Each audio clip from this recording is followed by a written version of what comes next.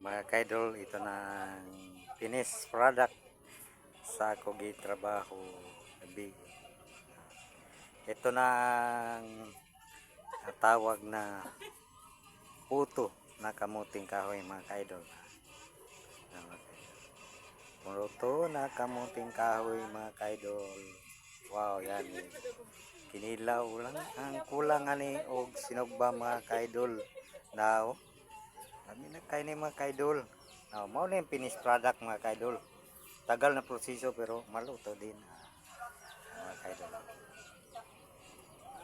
Thank you for watching mga ka-idol.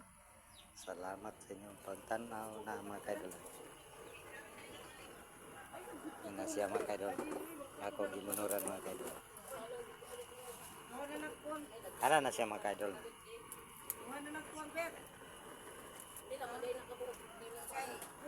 Luto na siya katong total. Ano na siya mga kaidol.